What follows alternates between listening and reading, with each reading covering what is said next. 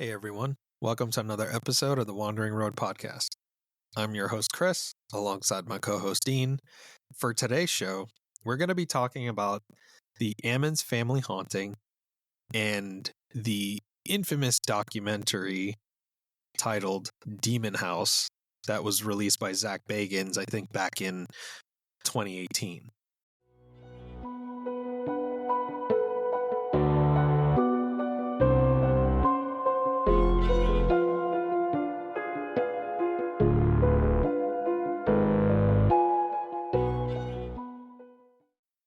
But before we get started with today's show, if you would like to be on the show as a guest or you would like to submit your stories to us, we'll dedicate an episode to you. We'd love to have you on as a guest. We'd love for you to share your paranormal stories with us or whatever paranormal, alien, cryptid stories you might have or interests. Please reach out to us. We can be reached at our email address of twroadpodcast@gmail.com. Again, that's twroadpodcast@gmail.com. We'd love to hear from you. And with that, we'll start today's show. How you doing today, buddy? I'm pretty good, man. I listened to the last podcast and once again, I always think back to like artists and famous people like, oh, I never listen to myself. I never watch myself. And this is a case where I should have listened to that guidance because I just thought I sounded way too choppy and all over the place. So now I can't stop thinking about it during this recording. So I'm going to try really hard, and then I'll probably end up making the podcast worse somehow by trying too hard. So just reel me in here and there. I know what you mean. And people, we're talking about the H.H. Holmes episode that we released. I thought, to be honest with you, I got some feedback from my buddies like, dude, I absolutely love this episode. And I was like, really? This is our first attempt of kind of doing, that kind of true crime long format. Because I know we did the Kobe cannibal one, but that one was a little shorter because it was just one incident. But we took on this dude's entire life, basically. And he said he liked it. So, I'll take his word for it. But I know what you mean. Sometimes, I listen back. I have to listen to our stuff multiple times over to make sure the quality is good. And it's like, fuck, I sound like a jackass. So I'm in the same camp, man. But can you believe today is episode 49? Oh, wow. 49 episodes. That's crazy. I know. We're pushing the big old 5-0, which is going to be a special one, man. We got a special guest lined up for that one. So I'm sure you guys will love that one. Tune in for 50. But dude, before we get into today's show, you always keep telling me offline, we got to explain what the fuck rag on the hag means, because we say it at the end of almost every episode. Sometimes we forget, but would you like to do the honors? I'm sure we both have our own perspectives on every little tidbit that we talked about that led to that thing, but the coffee mug slogan. But okay, so in a nutshell, we had this episode. Maybe you can tell us after I'm done, but I don't remember what episode number it was, but we had this episode where we talked about sleep paralysis. There was this conversation about night hags, and night hags are apparently creatures that are partially responsible for why people have sleep paralysis, and specifically feeling like they have a weight on their chest when they're coming out of sleep and they can't breathe. And some people have reported over the centuries that that this hag, so to speak, is what is causing, her weight sitting on your chest is what's causing you not to breathe. And people have reported seeing her over the years. And I was a little bit too drunk during this particular discussion. And I think I said something like, I have a question. Is the night hag sexy? Are night hags sexy? I do remember that. Yeah. And it was, I was obviously being facetious and just joking around, but it's actually a legit question. It's people who report seeing her. I think you said they mostly report that she is ugly, emaciated, and decrepit. So, but that's the funny thing about that is people also report about succubus or whatever, which is the female version of the demons that come and have sex with people apparently over the years in their sleep. And I imagine they look at least decent enough to get it up. So that's why I was curious. Is the night hag specifically there to just keep you from breathing, or is she like, is there a little bit something going on, you know? So that's where it comes from, everybody. Rag on the hag. I don't know actually, where did the rag part come from? Do you know? That was me. And by the That way, was that you? was episode 27. I think Okay. before we like segued into another topic, I was like, we ragged on the hag for quite enough. And then, Oh, okay, and then we kind of ran with it. And yes, it's Nice. all in reference to that. And before you turn off today's episode, I promise we're about to start with the topic of today, with the Ammons family haunting. Yes. But for those of you that wanted to know what the fuck rag on the hag means, that's exactly where it came from. Episode 27, so check it out. Onward to the Ammons haunting. So this is an interesting one, and it gets even more twisted and interesting in the sense because Zak Bagans from Ghost Adventures gets involved. He eventually purchases the home where this all happens. So the Ammons haunting case is an alleged haunting / demonic possession that took place in Gary, Indiana in 2011. So Latoya Ammons, Rosa Campbell, her mother, and the 3 children that lived in the residence claimed that they were being troubled by and experiencing paranormal activity. It wasn't until I believe it was 2014 when this actually gained traction and notoriety. But what do you know about the Ammons family haunting before I go into more detail? What did you find in your research? I am more heavily aware of the documentary with Zak Bagans. Is it Bagans or how do you pronounce it? Zak what? I usually say Bagans. Some people say Bagans. Anytime I hear Baggins, I think of like Bilbo Baggins. Yeah, that's why. Bilbo Baggins. So this topic came from our list of our whole smattering of topics that we have lined up just to pull from the bag. I didn't really know a lot about this haunting. I don't even think I had heard of it beforehand. But I watched the 2014 or whatever. Wait, when did the documentary come out? I just want to give people I think 2018 or 2019, around that time. Oh, wow, was it? See, that's interesting. So Zak actually it says that he bought the house in 2014, so 4 years prior. And I think it's interesting that it took him that long to, I don't know if he jumped right into, no, actually, I think he did jump right into the documenting the house because he recorded purchasing it and meeting people there for the first time and stuff. So it was probably recorded over a year or two. Honestly, like what I got from the documentary is the extent of my awareness of this case. I didn't even think of Gary, Indiana as like a particularly dilapidated city, or at least, you know, with pockets of dilapidation like apparently this home was in. But that's one thing that I take away from this story is that it was in a very rundown, poor area of Gary, Indiana. One thing that stuck with me during the documentary that Zak said was something like, you know, you would expect demons and evil things to hunt in a terrible place like this where there's killings and gang violence and drug use and like general hopelessness. So, I mean, I think that's essentially what my takeaway was from this. And then I have read a lot of skeptical analysis on this particular situation, which, spoiler alert, I'm probably going to lean more towards, but I'm also open-minded with this one because there are some creepy aspects to it.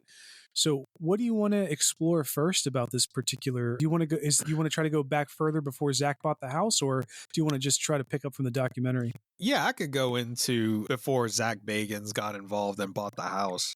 So some of the initial experiences that they encountered when they first moved into the house, and for reference, the children at the time were 7, 9, and 12 years old. Days after they moved into the home, this was in December, apparently. They moved into the home in December, so we're talking about like wintertime here, right? It's really cold. That they claimed black flies would swarm the house. Horse flies would swarm the house. Not all over the house, because I'm thinking back to the documentary as well, where they mentioned that.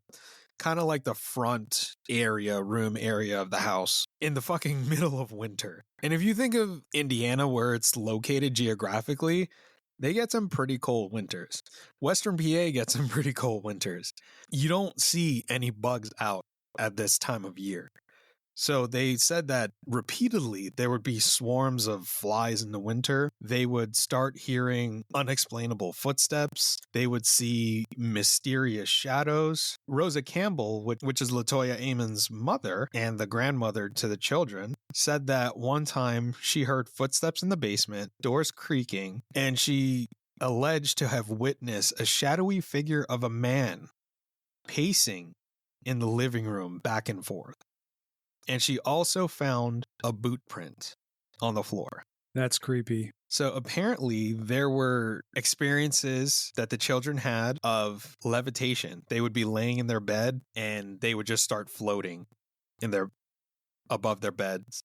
LaToya Ammons claimed that her 12-year-old daughter levitated and hovered above her bed. There were witnesses, including medical professionals, that reported to seeing this phenomenon. You know what's really interesting? I'm going to stop for a second here. I'm getting a little ahead of myself, but if I don't say it, I'll probably forget to come back to it. Is that in this case, not only are doctors witnesses, nurses are witnesses, CPS is a witness, the police department. So we're talking about medical professionals, trained professionals that have witnessed testimonies to seeing all of this stuff happening. So not only was the family dealing with levitation, seeing shadow figures, seeing footprints, hearing boots, walking back and forth, the children were said to have exhibited signs of possession. Apparently, the 9-year-old son spoke in a deep, unnatural voice that wasn't his own. Witnesses claim that the children's behavior, they were displaying behavior beyond their control. They claim that these kids, these two little kids, had abnormal strength. The 7-year-old was reported to have demonstrated strength beyond his age during the alleged possession episodes. They also have behavioral changes, which were claimed to be caused by the house. So it was said that the kids' behavior would change on a dime. There would be mood swings, aggression, and abnormal behavior, like things that kids shouldn't be doing. There was an obvious impact on their daily life, because if you are living in a home like this, which, whether you believe me or not, I did, but it wasn't that bad to this extent. It was more so the noises that kind of irritated the fuck out of me. It took a major toll on their daily lives, that it got to the point where the family sought assistance from religious leaders, paranormal investigators, anyone that could potentially help. What's interesting is that we get local law enforcement involved in this case. So we have another case like we talked about with, oh my gosh, that one girl in Spain, in Madrid. You remember right. that one? Yeah. Where it's like, okay, we don't know if she's bullshitting, and then you insert the variable of law enforcement, and it's like, okay, these people, their careers are on the line. So, I mean, I think it gives it some credibility. The police get involved. LaToya herself contacted the police multiple times to report the strange and potentially supernatural occurrences happening in her home. These reports included claims of paranormal activity, possession-like behavior in her children, and other disturbing incidents. So when the Gary Police Department gets involved, of course, since it's involving children, the Department of Child Services, DCS, get involved. They go to conduct investigations into the reported paranormal activity to assess the situation. So according to witnesses, including police officers and DCS caseworkers, they provided statements regarding their experiences during the visits to the Ammons residence. In all of those reports, they reported witnessing unusual behavior in the children, the levitation, and the possession events. Yeah, another aspect to this story is that apparently there were some clairvoyants or psychics or whatever who became involved. I don't know whether the family members sought help from them or they came out on their own accord, but it's so funny. You talk about, like, if you talk about psychics in general to the open public, it doesn't matter how many cases of strange occurrences are tied to a really good psychic. There's always going to be skepticism in general. So this one is even taken with an even bigger grain of salt because we don't know what the identification or the capabilities of these supposed clairvoyants are who came forward. But apparently they claim that there were 200 demons associated with the house. That is a little bit of a twist, or a little bit of actually a significant difference from what was mentioned in the documentary, which we'll get to later, by Zak Bagans. I think he essentially said it was like his clairvoyant or something said it was like one powerful demon who was like eighth in line from the devil or something like that. I don't know. Yeah, some giant like goat thing. Oh yeah. But we'll get to that later. I just wanted to mention that there are different perspectives on what was going on, but the general consensus appears to be demon. So it's not a haunting, so to speak. It's not a ghost. Well, it's, people claim it's not a ghost from, a previous existence or a poltergeist. Apparently it's directly related to Christianity and demonology or whatever. So I just thought that was worth pointing out. There's a website called the Skeptical Inquirer, and the article is titled "The 200 Demon House, a Skeptical Demonologist Report." So it sounds like it's written by a demonologist, and they're skeptical of what was going on here. So I wonder where the skepticism lies. And an additional point of interest that we forgot to mention earlier that I think is worth mentioning, what I did a Zillow search, or like a house search, when this house was standing, and a spoiler alert, we'll get to it later, but it was knocked down eventually. But when it was standing, apparently, according to Zillow and some other housing websites, house tracking websites, it was made or built in the 1920s. I think it was like 1929.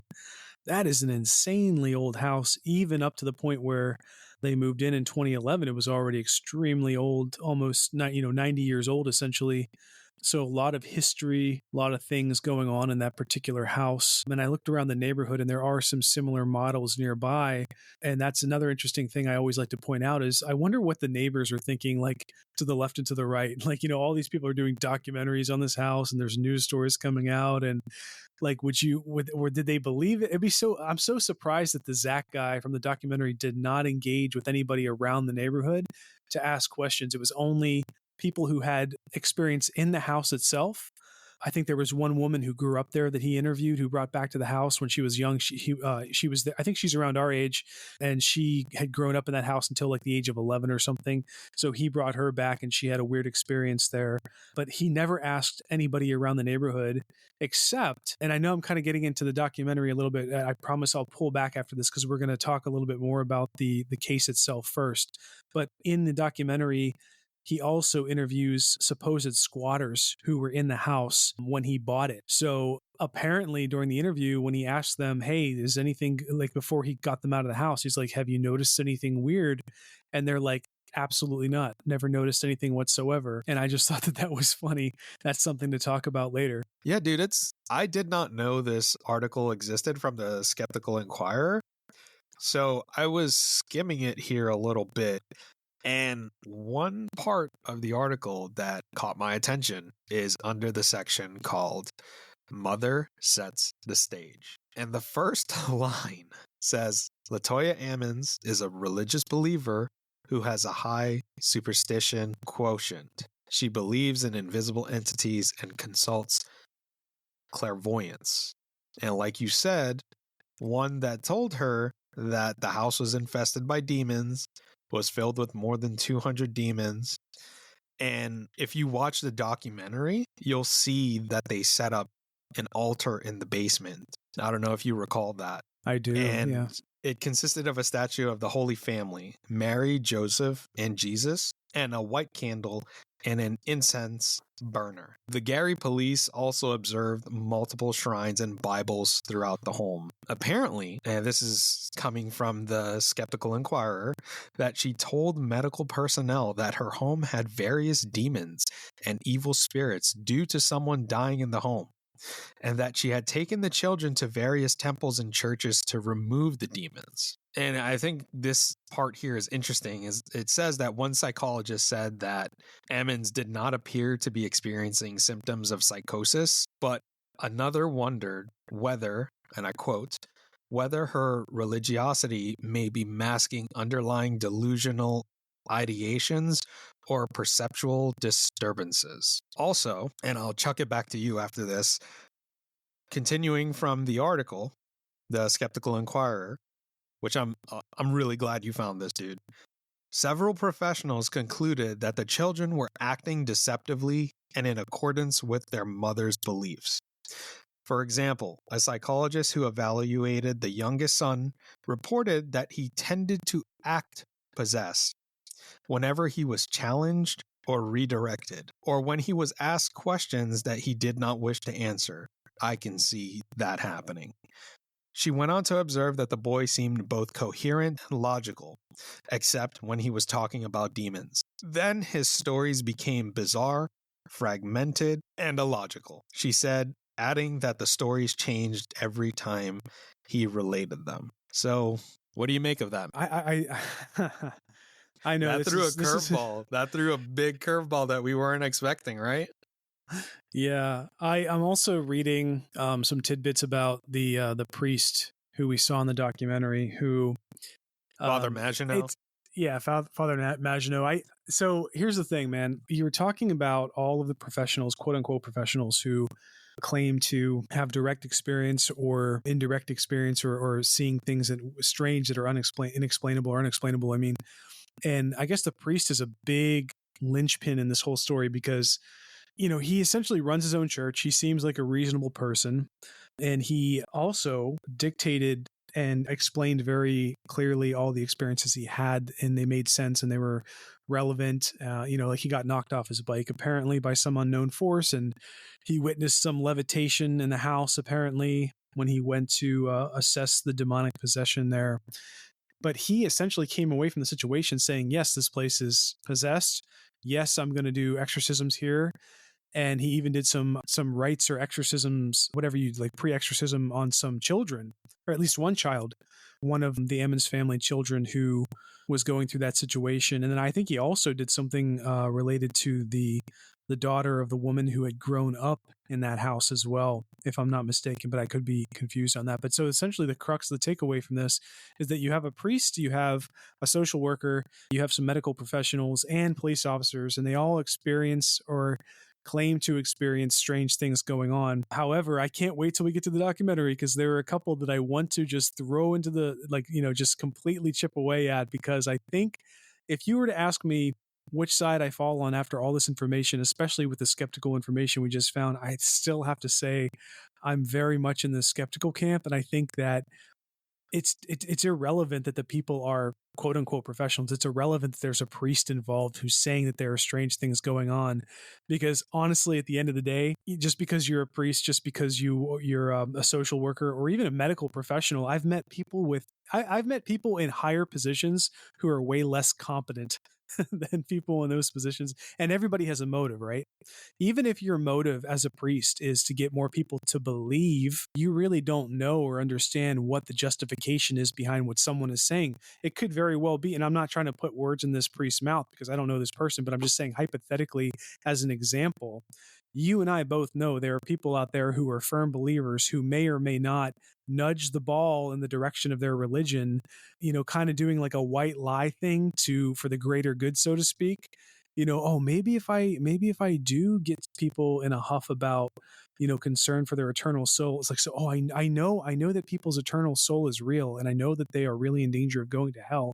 So if I want to prevent that from happening, maybe I just need to say that I saw something very strange, or I saw something happen that will get people, maybe I'll save at least one or two souls from this. I'll get them to come to church. If I say that I saw something very creepy or strange, that'll be enough. So you never know, you know what I'm saying? Like, you never know what the justification is. And I do think that there are a lot of points in this story where people are leaning towards wealth, fame, and success. Like we've kind of seen bleed into similar stories, like the ones related to like the Conjuring series and all that. Like there's always money to be had from the story. There's always some kind of thing that might be acquired that will put you in a better situation. And when you're talking about people who are living at the poverty line in really, really poor areas, like dilapidated areas, of course there's going to be people who are going to try to get, because they need, by necessity, they need more money, they need more success or fame. So what better way to do it than having something like this where you can have a jumping off point? And if you notice real quick in the documentary, did you notice that when they do the interviews with these people, they get all dolled up, They put on their best face and they have their best, like, demeanor. And I think there's definitely some air of like wanting attention here. So at the very least, there's got to be some embellishment, even if it is unintentional. And I'll get off my soapbox real quick to let you hop on. No, that's fine, man.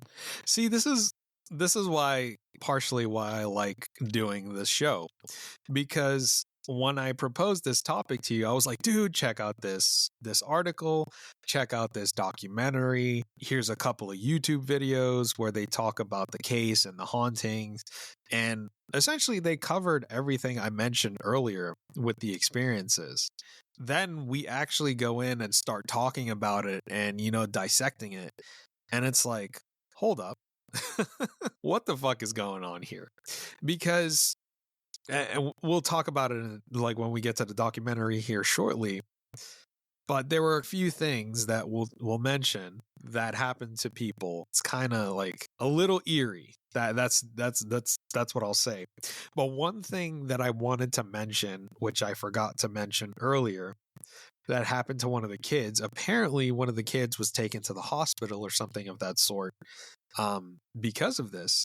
And they make the claim that the kid got out of his bed and walked backward up the wall all the way to the ceiling, and that a nurse saw it, a doctor saw it, security saw it, CPS saw it, all these people saw it, and everyone just like saw this kid defy the laws of physics, and everyone was like, what the fuck is going on? And they just bolted from the room. I know we were talking about how like all these professionals are involved, and that doesn't necessarily mean that just because there's professionals involved that it's going to be valid. But the child services caseworkers that were involved, some of them, I think it was at least one of them, just completely like left the area. That's how shook they were. So me playing devil's advocate, because I know you're always on the skeptical side, I completely agree with your notion that people will push the ball more towards their belief because, one, it's what makes them comfortable. And two, yeah, if we could bring more people on our side, they're theoretically thinking they could save more souls from going to hell. They're going to do that by those white lies. But like we always say, there's always that one instance where it's like, shit. Like, okay, is this a situation where this person is bullshitting? Do they want attention? Or would make someone just pick up and go to the other side of the fucking country and not want anything to do with this anymore? Like, what do they have to gain out of it? Because clearly they didn't become this multimillionaire off of this shit, according to the documentary. But let's go into the documentary. I just want to say two points on the that particular incident, which is not so brilliantly showcased in the documentary. I think I can't wait to talk about the documentary aspect because it's so embellished. And I don't know this Zak guy. I'm sure he's a reasonable guy. I'm sure that I could have like a drink with him and like, talk about some interesting things. And he's probably seen some interesting things that I believe he believes that he's seen. But this documentary is so full of shit. Not him per se, but the documentary itself is just like way too over the top, way too much dramatization, especially with the incidents, like trying to showcase what it would have looked like. And there was one particular scene where they did show the little boy walking up the wall backwards or whatever. Now, one thing I want to say about that is, yeah, you have supposedly you have security guards, supposedly you have medical professionals and everybody else and their mother in that room when it happened, and even one person left the room as it was going on.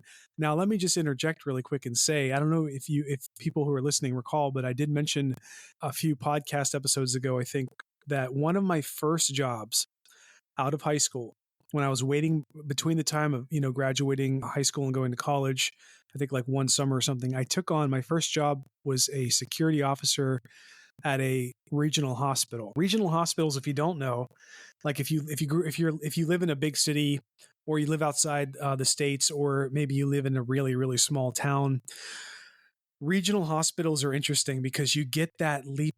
You're essentially running the gambit between the small town happenings and the big town issues, like everything in between. So, and so essentially this regional hospital, there's no other big hospitals around. So all of the people who have psychological issues, all of the people who have drug related issues or violent related issues, and everything else on top of that, they go to this hospital. So I saw some of the craziest shit that I have ever seen in any employment position.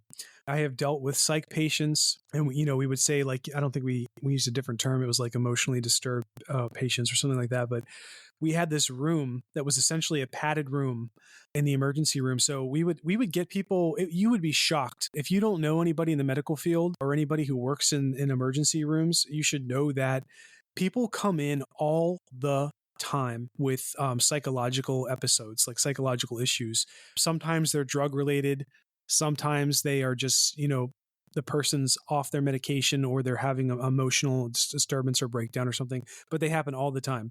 And there were instances where I've seen patients in this padded room that we had take oxygen tanks off the bed and start swinging them wildly at people. There have been people who had contagious diseases inside of them that we were made aware of by the medical staff and said, do not let this person bite you or you will get, hepatitis or something like that.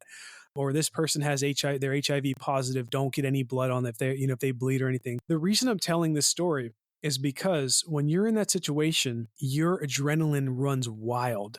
Probably for this particular instance, we're talking about when a kid is involved, the kid is probably grinding his teeth and gnashing his teeth, maybe trying to bite people, really just going wild. He's got all this strength, and people are all like, the security guards are probably reticent and hesitant to keep this kid still because they don't want to hurt a kid, but they also have to apply the right amount of force to hold him down. And this kid is probably just going, wailing around and stuff like that. So in that moment, people are already alert or are already on high, on edge. So I imagine, if I had to guess what happened, I would say that maybe it happened in the blink of an eye to where people misremember it. Maybe this kid was holding on to somebody and he used his strength and force to hold himself up long enough to kind of walk himself up the wall as he's holding on to something, like they showed in the documentary. And I think they did that intentionally in the documentary to kind of edge in a little bit of uncertainty. But if you notice, there's nothing that clearly states this child was not touching anything else, and he, by his own force, walked slowly up the wall backwards like he had some kind of gravity boots on. No one says that. They just said that they saw him walk up the wall, and then some people left the room. End statement. So when you have missing information, I tend to err on the side of science and my own experiences. I would say that the adrenaline was just so high in that room when that kid was acting out so violently that people are just, in 2 seconds of him running up the wall with someone else probably felt like a whole minute of him walking up the wall or running up the wall. So that's just one little thing I had to say about that. And then one more thing I'll say before we flip it back to you to start the documentary conversation. You were talking about the social worker who left her position, left her job. I do remember a point in that documentary, which we can revisit, but she was essentially telling the documentary crew that, she was so burnt out and she looked so tired from everything, but they were really gravitating towards the tiredness coming from this particular case, or her being affected by this one case by the Ammons family and all the weird stuff that apparently happened with it. But I would argue that you have a social worker working in Gary, Indiana, in the worst part of the town, who's been doing it for years there. She's probably seen the absolute worst situations for children, including death, dismemberment, drug use, hopelessness in general, not just related to the Ammons family. And I would think that maybe that would be a significant factor in whether or not the Ammons family case might have been the last straw, but I think that you can't discount all of the other bullshit she was probably putting up with for years that pushed her over that edge to move. So I think that's also fair and worth mentioning. Yeah, those are some great points, man. And I think this is a perfect time to segue into the documentary itself. So enter Zak Bagans.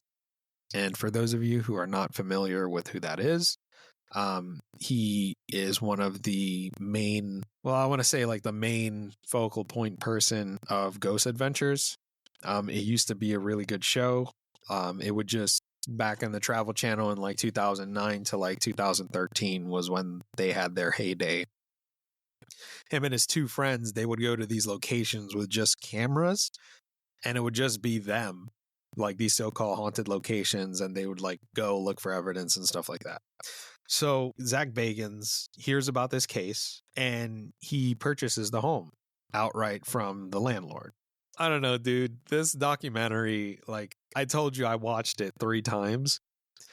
And at first it was like, you go into it thinking like, oh shit, like, oh man, this is going to be scary.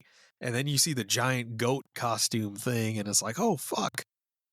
And then like you start listening to the story and you see how he interacts with people. And it's like, what? Like, is there actually stuff going on here? Like, what is going on? I know you have so much to say about this documentary, so I'm gonna chuck it to you. I call him Mr. Skeleton Gloves because he wears skeleton gloves and it's scary.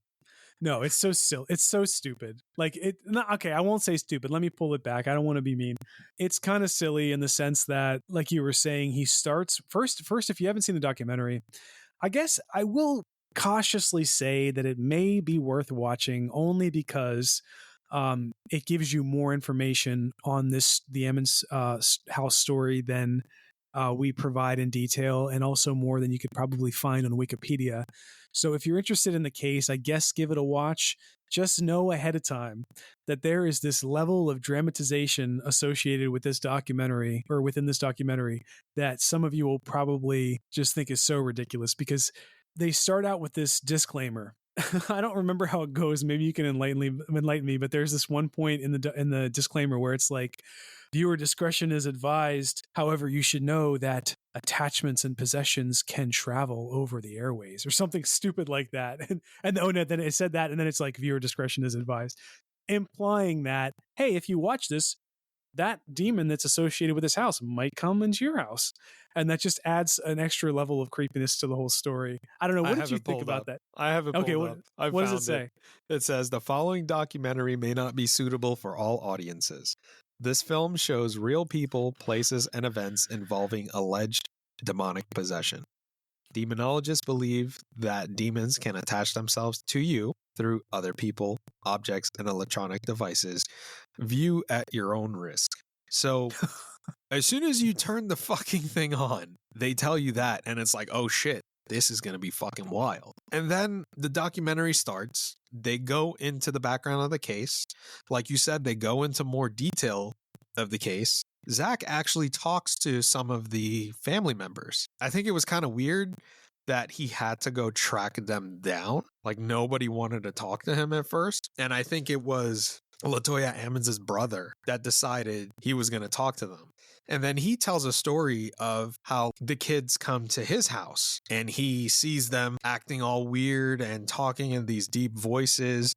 And I think it was the 12-year-old girl gets tossed on the ground and then just pulls back into like the couch or something on the ground, like something was pulling her. And he says, you know, the kids were misbehaving and they were really strong, and kind of reiterating what we already mentioned with regards to potential demonic possession. And the kids were behaving like that, according to him, at his house. So, and it makes me think back to what we found with the, what the hell is it called? The Skeptical Inquirer. Yeah. Where the psychologist did an analysis of the kids and they're like, no, like they're exhibiting signs of faking it. So It makes you think, how deep does it go? Like, what the hell was going on that caused these kids to behave like this? If it was not demonic possession or obsession, which to me, I think is genuine, that does happen. But in this situation, it makes you wonder, like, what the hell is going on? Because in the documentary, he talks to the brother. And after he talks to the brother, the family doesn't want to let him back in the house because they're afraid that something was attached to him because Zak was in the house. So if someone were to let me summarize this documentary, I think the most compelling points, if you siphon and filter out all of the what I believe is kind of embellishment and kind of silliness and stuff like that. And honestly, the documentary itself is not really structured very well, because here are the main points of progression. So he shows up to the house, he buys the house, he shows up to the house. There are squatters living in the house. He asks the squatters, hey, have you had anything weird happen here? They say no. There's nothing that's been going on here. Okay, there's a little seed of doubt there. But then, like you said, he goes and tries to talk to the brother. The brother actually converses with him. And then the documentary goes into just showing the brother telling all these stories, like you were just saying, like all these strange things happening when the kids came to his house. They had abnormal strength and they were talking in deep voices and all this weird stuff.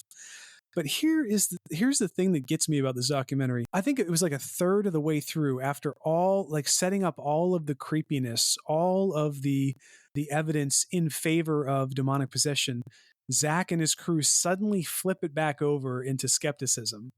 And then they show, the motivations behind what some people might be using to say these things, like the brother, like some people who were associated with the brother in the house. So like, he was saying how, they don't want anything to do with it because it's creepy. There's some kind of, attachment going on, but I'm brave enough to do it. But then you see him recording him doing this back in the kitchen behind the door deal. Essentially the brother was saying, I'm not going to say anything until you show me some money, because there's been a lot of money flowing around, with A&E apparently showing up earlier and doing interviews and paying some people and stuff like that. So you can kind of see the financial motivations seeping out for this whole story. That's point one. But then here's the crux about this documentary that it's just poorly designed, in my opinion. Zak swings it back for the rest of the documentary in favor of arguing that there is some kind of demonic possession. I don't know why he did that. I don't know why you wouldn't split it 50-50, or at least start with the skepticism and then go back to, because it seems like Zak strongly believed, at least from his character or whatever his point of view in the documentary, that these things were real. I don't know why you wouldn't swing back there for at least 50% of the documentary. But one more thing worth mentioning, you were saying how Zak had trouble talking to the woman, the Ammons family, the mother and stuff like that, when she was staying at a different location and, tracking her down and stuff. I thought that it was just, even before he said anything, I thought that was a little bit fishy that he showed up at the door and they're like, no, we don't want to talk to you. However, the brother comes out later and says he wants to talk to him, and they exchange money. And then later you find out that there were motivations behind LaToya not wanting to talk to Zak, because apparently she had signed something stating that she would not talk to any other documentary personnel about this case, which, if you know anything about NDAs and stuff like that, those are airtight. If you agree not to say something or you agree not to do something, you better not do it, because you're not only going to lose all of your potential financial income, you're also going to be a target for litigation if you break that. So I think that there's way more weight towards the side of money motivation than there is actual fear about attachment, or Zak being attached with something, buying that house. So I just had to get that out into the air about the progression of this documentary. We can still talk about all the interesting things. That I do think that there are some strange things that happen, but I think for the most part, I would like to kind of play the debunker, especially like you were saying. The last question I'll address before I flip it back over is, you had a question about like what is causing, if the kids aren't possessed, which you believe in, if what is causing them acting, because they did act out, they did go to the hospital, they did have strange behavior. And one thing in the documentary that Zak also intentionally or unintentionally shot himself in the foot with was that he hired someone to do an analysis on the house, and that individual was Did they find somebody mold? who was they found mold and apparently asbestos, because if you listen to the phone call he had with him, he's like, we found mold. And then Zak's like, did you find asbestos? Did you find blah, blah, blah, blah, blah, blah? And remember, we mentioned the house was supposedly built in 1929. What did they use to build within the 20s and 30s and even 40s? Lead, poorly constructed lead, asbestos, just generally old construction, old materials. You're going to get mold and all that stuff. And there was exposed dirt in the basement, which we'll talk about later. So all of those things, especially the lead, could easily contribute to, unfortunately, behavioral issues in children and developmental delay issues and all kinds of other crazy, terrible things. that can happen to children when they're exposed to those chemicals. So whenever they had this, when you said there's a story about them supposedly experiencing levitation in the room, I don't doubt that the kids actually reported they've experienced levitation. But what I do doubt is whether they actually levitated off the ground or levitated off the bed. I think maybe it was a feeling of euphoria or feeling like you're floating because of the poor air circulation, because of all that stuff being recycled in the air, especially in the winter months when the house was closed off and sealed tight. What do you think about that? You brought up some good points there. Like you definitely did. And that's one that I think is really important. The living conditions of the home with the mold and the old building materials. Because folks might not realize it, but mold really affects people. If you ingest it, like you breathe it in, it could get into your lungs. I don't know if it could get into your nervous system. Correct me if I'm wrong, but it can affect you in those ways. But one thing, I don't know if you mentioned this, I can't recall, but you remember at the beginning of the documentary, after he buys the house and he like tells people he bought the house, he gets like a text from a psychic friend that says there's like this guardian demon. I think you did mention that. That's like only 8 times removed from like Satan or something like that, for him to be careful and not go into that house. And I wanted to mention something that happened at the time that was absolutely terrible. For those of you that used to watch the old Ghost Adventures, Zak had 2 friends on there. I can't remember the husband's name, but I remember the wife's name, Debbie Constantino. And unfortunately, she and her roommate was murdered by her estranged husband. And it was shortly after her trying to make contact with this whatever entity. So shortly after she tried to make contact with whatever entity was in that home, she ends up dying. And I don't know about you, man, but I don't know. I don't know how I feel about that being included, because what you're saying is that she would have been alive if she didn't attempt to not agitate whatever was in there, if that makes sense. And to continue with that, the weird things that happen to people that get involved with this house, he brings in Dr. Barry Taff, who has a doctorate in psychophysiology, and he has a minor in biomedical engineering. So he brings him in to kind of, investigate the home. And I don't know if you remember this, back to this part of the documentary, but they're in the basement and Dr. Taff is kind of doing his thing. And then Zak kind of like does like this fake lunge at him, trying to say that he was like, he felt overcome with like anger and stuff, and felt he wanted to attack Dr. Taff. And he does that little fake lunge. Like it looks so staged. But what I wanted to get to in this whole thing about talking about Dr. Taff is that after Dr. Taff does his little investigation, he randomly gets organ failure. He starts to get organ failure. One of the people in the crew that is investigating the home along with Zak, Adam, at one point in the documentary, that's more towards the middle or towards the end, they're at the hotel and they're all staying on the same floor and he is freaking the fuck out. He's like screaming. He's like, I want to go back to that fucking house. He's like, is this the best that you fucking got? And Zak is like that. And the other guy is like, dude, like, what the fuck is wrong with you? And apparently they're claiming that, the demon actually followed them to whatever location and started to essentially affect Adam. And the entire time, like, they pull Adam back into like one of the suites or something, and he's like sitting there and he's screaming and he's like, I want to go back to that fucking house. I want to go back to that fucking house. Like, I don't know, dude. Like, I just I had to bring that up. And on top of that, so you have Dr. Taff who gets sick. You have Adam who starts having this psychological breakdown, who apparently, according to the documentary, he had to be let go and he goes off the fucking rails. Like, he gets a tattoo of like 666 on his hand. And then you enter in the CPS workers that were initially involved in the original investigation. I'm sorry, not CPS, DCS workers. So one of the case workers, according to what was going on in the home, the blinds would like secrete this oil. And if you touched it, it kind of like burnt you. So one of the caseworkers touches it, and the police officer is the one recounting this tale. I can't remember the gentleman's name. And he said her hand went dead white, like it was dead or whatever. And then that worker ends up leaving the case, and then a week later she dislocates her ankle while running, and all of this bad luck starts happening to this person. So I noticed the consistency of Dr. Taft getting like organ failure, which I think was legitimate because like they showed him like he was apparently sick. Now, was that because he exposed himself to the mold or something?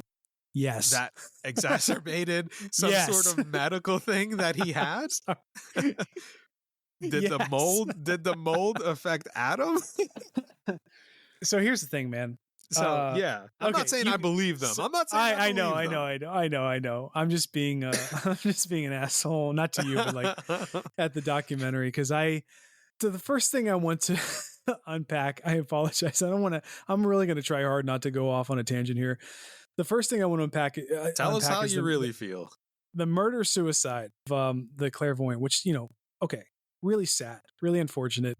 That woman was probably remotely viewing or trying to remotely attach or read or call upon all kinds of things from different clients. So there's nothing to say for sure that it just happened to be this one. And then if you also notice, there's no clarification on like the time span. He just said not long after. What is not long after? Is that like 6 months? Is that like 2 months? Is that a week?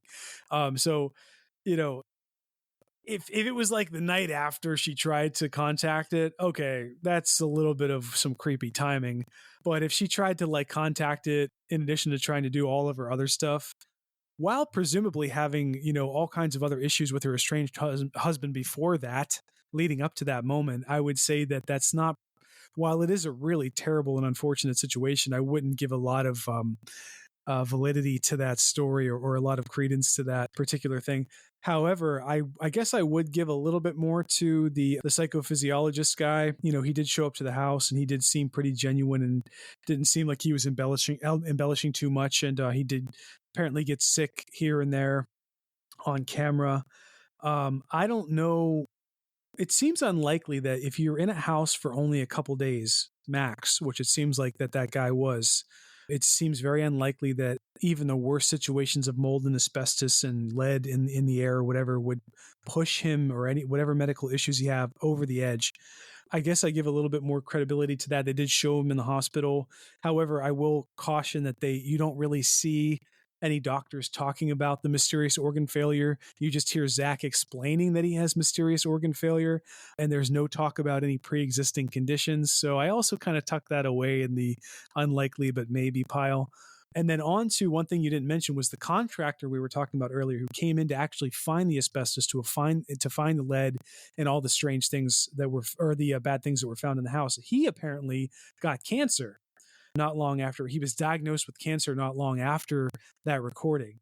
So Zak, not so cautiously uses that as another thing to point at and say, look at this other weird thing happening. However, I would say, well, what about the fact that guy dealt with asbestos and lead and all that other bullshit as a contractor for probably 20 years?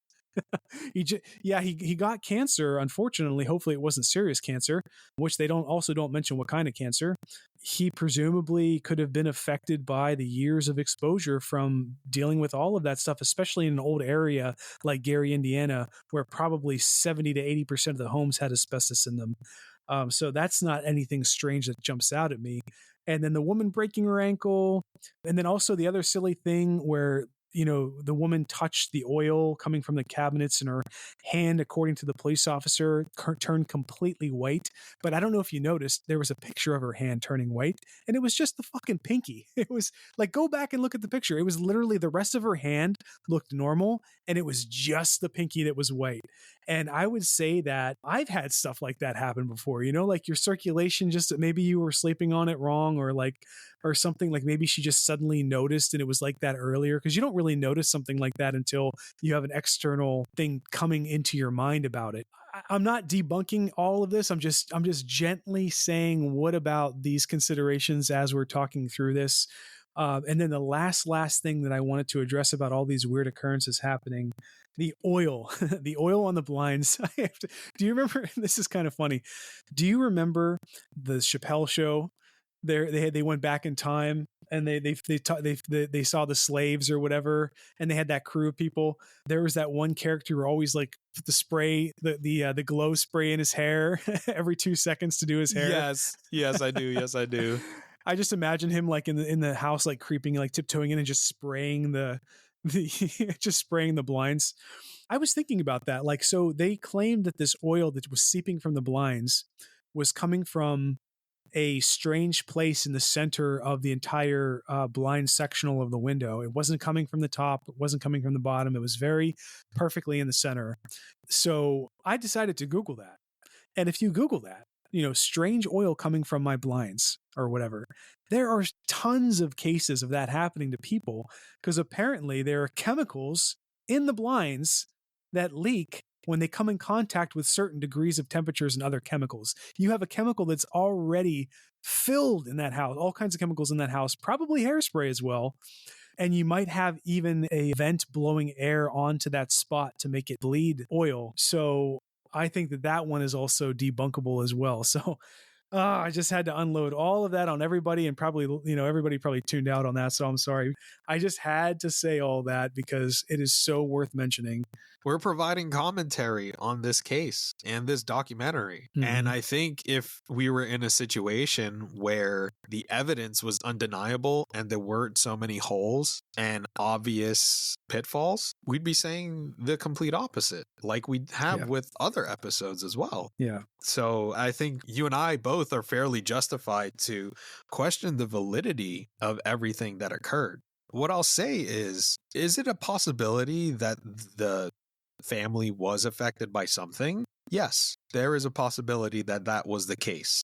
Is it a possibility that, the mold and asbestos affected things? That could have happened. But what we can't deny is how this turned into a fucking media circus. And how as soon as money and documentaries get involved, you're going to want to make it as interesting as possible to your potential audience. Because no one's going to want to watch a documentary that says, well, we lived in this house, we heard footsteps running around back and forth at night, and I saw this shadow figure, and that was it. No, you're going to fucking embellish it. You're going to fucking come up with stuff that makes it appealing. Now, whether that kid walked up on the wall by holding on to someone, that is actually possible if you have enough core strength to do that. And kids are tiny, they don't weigh a lot, so some kids are fucking weird and they can do shit like that. I'm sure you've seen kids playing in the playground now that you have a little kid. One thing that I wanted to touch up on,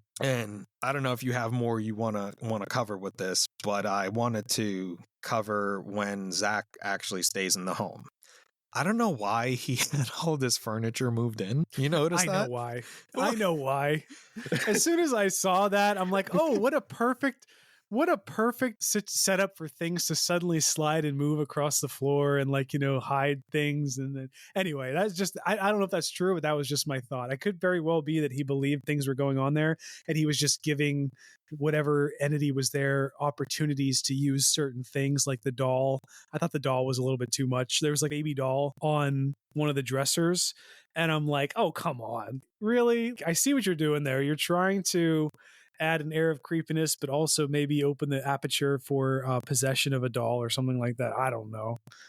Dude, I forgot to mention this. Before we go into Zak's staying in the home overnight, you remember that one part of the documentary where conveniently the lady that used to live there drives right by the home when the documentary the crew is there filming. Yeah. And she does a walkthrough of the house. And she talks about how like her brother stayed in the basement and she had like some sort of nightmare and then he ends up dying or something like that. So I don't know if it was like her brother or her cousin, but a family member. Yeah, she had like nightmares and she said that, they experienced stuff here and there in the house. And while they're doing a walkthrough in the house, they're walking through the basement and she like says, why did you kick me? She feels someone kick her, and then she looks at her son. Yeah, he's like, why'd you kick me? He's like, I didn't kick you. Long story short, they leave the home, and then Zach gets like a message or a call a few days later saying that one of her daughters like attempted suicide, and they bring her to the church and they do like an exorcism or a blessing. And I don't know what I make of that. I don't know if that was just to be part of the documentary for it to be dramatic. But before I segue into Zach staying in the home, did you have anything you wanted to say about that part? Yeah, I do think that that's actually something that I did not consider until you said it, that in the documentary, she did just happen to be driving by and knock on the door while they were filming or something like that, which I guess is possible. But yeah, that just seems like a little bit too good to be true. So there probably was some shenanigans going on in the background for that. So she, honestly, if I had to think about it as from an analytic perspective, I would say probably what's happening is she heard around town where she lives that this crew was here, that this guy bought this house and they're shooting a documentary there, and she maybe wants to get on camera for a little bit. That's not unreasonable. I mean, if someone was doing a documentary on my childhood home, that'd be interesting to talk about. I wouldn't try to want to get any money, but presumably she had something interesting to say. So I'm not going to try to point fingers and say that she was in it for the money. Maybe it was just interesting to her. But there you go. There's an explanation for why she showed up without any contact. However, I will say that there are some strange things about her demeanor and the kids' demeanors while they're there.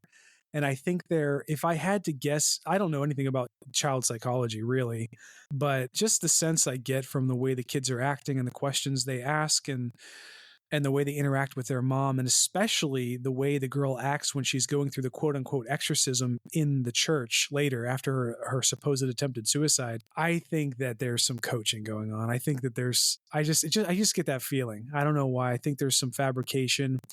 And if you really think about it, think about what you have presented in front of you that you can confirm by just watching the documentary. Okay, there's a woman. She has kids. She is African American, and she is in this home, and all the things you see before you are the only things you can confirm. There's no confirmation about the story of her brother. About, she had a dream about, I'm sure she had a brother, or maybe he did die, but there's no confirmation about her having a dream about it. There's no confirmation about the daughter's attempted suicide. There's no hospital records, or there's not showing her at the hospital or having an emotional breakdown. We just see her at the house looking awkward.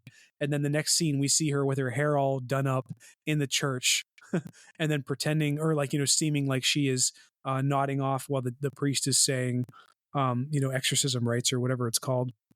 So just think about that for a second. This entire documentary as well, everything that is being said to you is being fed without any backup evidence whatsoever. So that is just that is why I have such a hard time, and I would review this documentary so low, and probably why it's rated so low. I think it's 5 out of 10 on IMDb or something like that.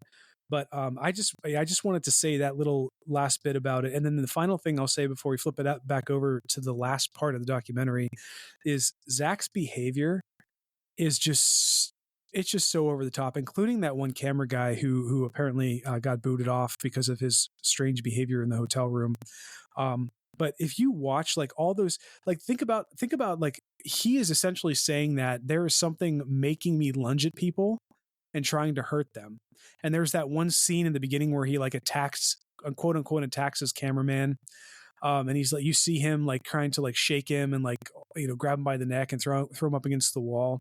And then he tries to claim later that he felt strange. He felt violent. Well, that's probably just you, dude. You know what I mean? You're under a lot of stress, and you just bought this house and you're under stress to make this thing work. And maybe he really did believe that he needed to do this. I would say that's an indication of a psychological issue, that if you really believe that you have anger in you that you need to let out like that, and you think that something is guiding you, I would say you probably need to talk to somebody, because that's unstable behavior right there. So I think I probably tend to gravitate more towards the idea that he fabricates it completely because he wants to make money off this documentary. Because look at all the scenes that he put in there about this 8-foot tall goat-like demon thing or whatever, that every other shot is this creature, some guy wearing a suit of this demon with horns. And every time he talks about having this dream about this demon creature before he buys the house, they have to show this thing. And it's just like, come on, man. This is almost as bad as watching UFO documentary where they show the shittiest CGI of like a little gray alien and trying to like put you in the shoes of that situation. But it's just like, stop. You're just muddying the water for everybody to try to figure out what's really going on here. And that's a douchey thing to do. I could just see like South Park doing something like, what's that one episode where like, oh, the one episode where Stan's grandfather is buying shit off of like the TLC or QVC network. And Stan at the end is just like, no, you're not. You're defrauding elderly people. You're an asshole. Kill yourself. And then the guy's like, well, no, well, what if I did kill myself? Yeah, well, you're a burden on society. You should do it. Well, you shouldn't say things like that. And then he ends up killing himself at the end off camera. And it's just like, it's the same kind of mentality about this guy. Like, not that I would not ever in a million years want anyone to kill themselves, but like, Zach behaving this way in this documentary, it just reminds me of that. Like, it's like, come on, dude, don't be an asshole. If we actually have real people out here in the community who really want to get evidence and really want to know what's going on the other side, and you're not helping it with all your whole plot holes and your really embellished side shots of like 8-foot tall demons in a crappy suit. Yeah. Those are all valid points. And the last point we'll discuss for today is that he actually stays in the home. Like, he spends the night in. And before we moved on to the former resident, we were initially going to talk about this, and then we realized, we missed the part where we talked about the former resident and her kids. So we did mention that he stays in the house overnight. He gets furniture moved in, which I found to be weird. And then they proceed to board him in the home. They plywood all the windows and all the doors and everything. So he's locked in the home for the entire night. Real quick, I will say the one thing about the police officers he talks to, I'm sure those guys have seen some shit that they can't explain. And they seem to believe that there's something there. And one of them says, don't ever demolish that house because you don't know what the fuck you're releasing onto the world. So at least we have a couple of people there that are actually genuine when it comes to this situation, because I'm sure they've seen, like I said, they've seen some shit that they can't explain. Zach stays in the house, and it cuts to him in the living room area, and there's a little light on. And he's texting his friend saying that he's afraid to turn off the light because that's his only little safe haven. So eventually he turns off the light and he's in this room or whatever. And he hears like a woman's voice say, hey, or something. And then he hears like a stomping or something like that. And he's like sitting on the bed and he's like, you get the fuck away from me, whatever. And it's like all dramatic music. Then he like makes the claim that he saw like this black mass appear in front of him that was supposed to be the demon or whatever, that goat thing. So that happens, and then he says that he starts getting this sharp pain in his head and in his eyes, and it cuts to him in the kitchen. All the lights are on, and he's like holding his head, and he's screaming in pain. And then he says because of that, his eyes are now permanently crossed and he can't get corrective surgery because it'll put him blind. And now he has to wear corrective glasses forever. That kind of ends the night. And at the end of the documentary, they don't give any context. They just kind of cut to a demolition crew. They start tearing the shit down. They don't tell us when he decided to do that, but they start tearing the house down. And he's like, well, this house is too dangerous to be kept around, yada, yada. No one wants to live in it. I don't want anyone to live in it. So he tears the house down. They show like the bulldozer and, whatever. They're tearing the house down. And apparently he keeps part of the house. He keeps that like little ritual altar that was set up in the basement. And he keeps like the basement steps or something in like this fucking storage garage. Then he makes the claim that people were calling the police because people were coming and doing satanic rituals on the lot of the home. And that's kind of how the documentary ends. Before I go into my last part, which I want to piggyback off of what you talked about earlier with, kind of them fabricating this entire thing. Did you have anything you wanted to add to that? What I just said?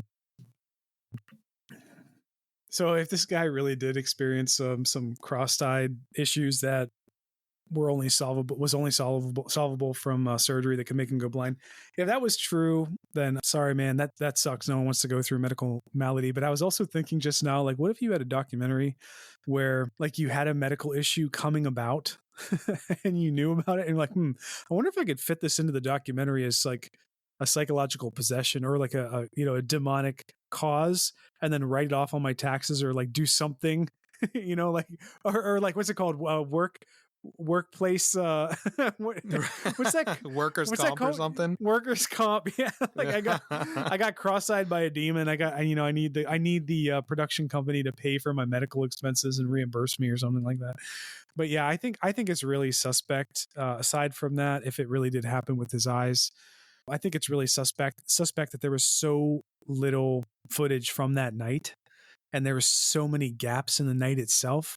And especially if you notice, like when he hears the groaning and the growling off camera, and then he supposedly adjusts, he's like, get the fuck out of here or whatever. He starts yelling.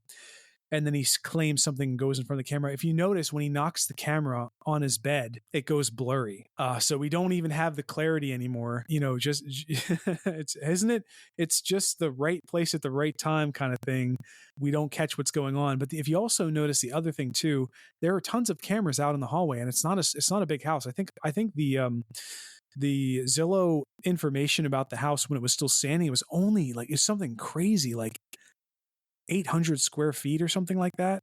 And you got to consider that some of that square footage was in the basement. So the upstairs was an extremely small area.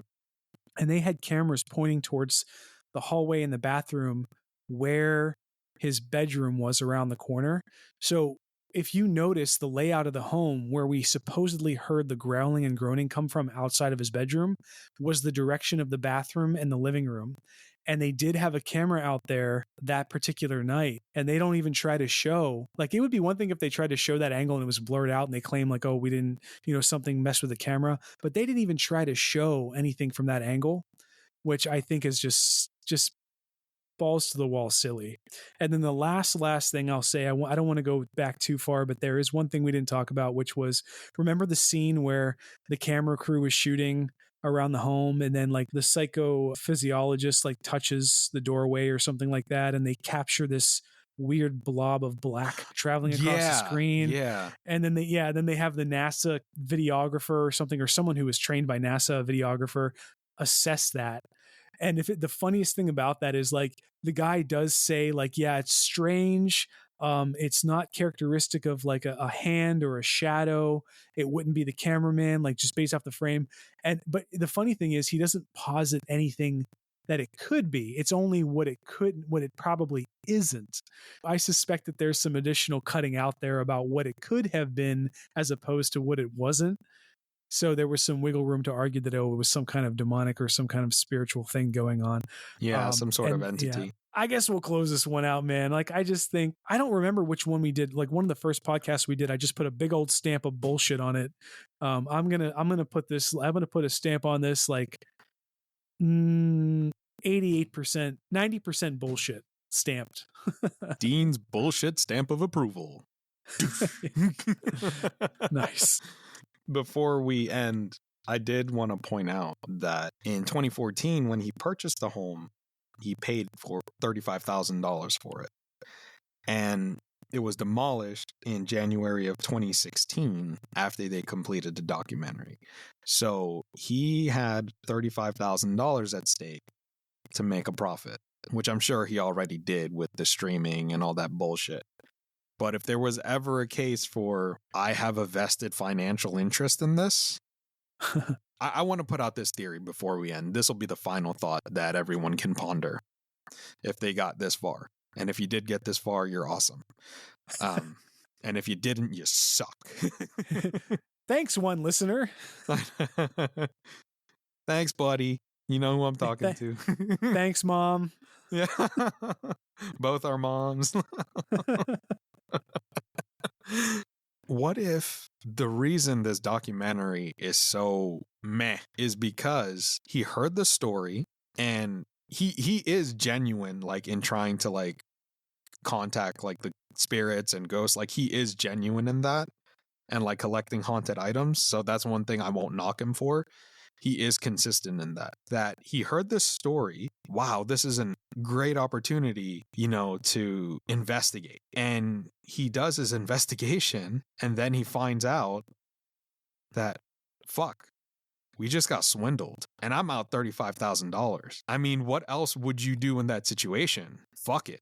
I gotta make some shit up. I gotta take everything that we already know and turn it into this type of thing that'll help us recoup our money. Because I'd be fucking pissed too if I dropped $35,000 into a hole believing some sort of story and it turning out to not being true. And then you have the people that you can't even fucking talk to because they either sign NDAs or they know that they're bullshitting. And if they did talk to you, they'd be outed and they'd be publicly outed. So those are things spinning in my head while you were talking a few minutes ago, that why would someone bullshit this? I could think of 35,000 reasons of why, if I was in that situation, if we were in that situation, we'd probably do the same thing too. Can I pose a counterpoint? Yeah, sure. According to a ton of resources, Zak Bagans is worth $30 million. So I don't really think was he worth that at the time? I don't know. 10 years ago? I don't know, but I imagine he got most of his money from ghost hunters. He's been around. Zak Bagans or whatever is 46 years old. He's been doing the ghost hunters thing, or he did it. He started in 2004, and he had a tiny ass crew, and he presumably owned the production of that show, which he probably sold and is syndicated.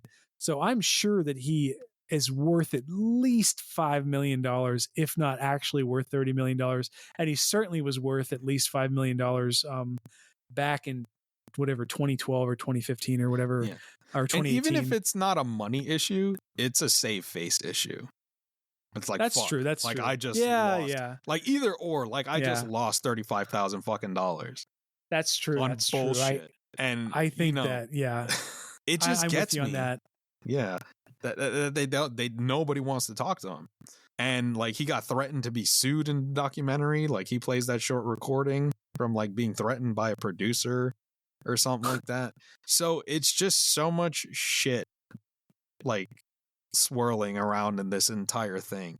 I think if he was able to talk to the kids, the grandmother, and LaToya herself, then we might have had something better. Because if he went into that thinking, I bought this home, I know where these people live, maybe I can get them to share their story. But then it comes to find out that, well, somebody beat me to it. Now I got to do the best that I can to scrape interviews with fucking squatters who off camera are like, you talk a couple of zeros here, I'll tell you about all my friends. So it's one of those things, man, that I'm with you, dude. I'm with you, buddy. This gets a whole big seal of bullshit approval. It's a fucking farce. Now, I'll concede, did the kids probably experience something? Did LaToya experience something herself? Did her grandmother experience something? Probably. But when you get, I want to say like, quote unquote, like the media involved and all this other shit involved, it just brews into this shitstorm that once you lose control of it, you no longer control the narrative, and it just goes awry. Yeah. Well, sorry we wasted everyone's time trying to talk about something that ended up being bullshit. No, this is how we get there. We get time. I wouldn't say it was a waste of time, because not everything that we're going to cover has to be 100% accurate, Yeah. Like accurate. Yeah. And when I say that, I mean that in the sense that it doesn't have to be 100% factual. So for context, we're picking these subjects, we're picking these topics because they seem interesting. And when we do the research on them, if we find out they're bullshit, we're going to tell you they're bullshit. We're not going to tell you that this shit is real. I don't think that's genuine. And I'm all about being genuine on this platform, dude. And as we always say, and as we so tactfully explained, rag on the hag. Rag on the hag. And watch out for that giant 12-foot goat demon.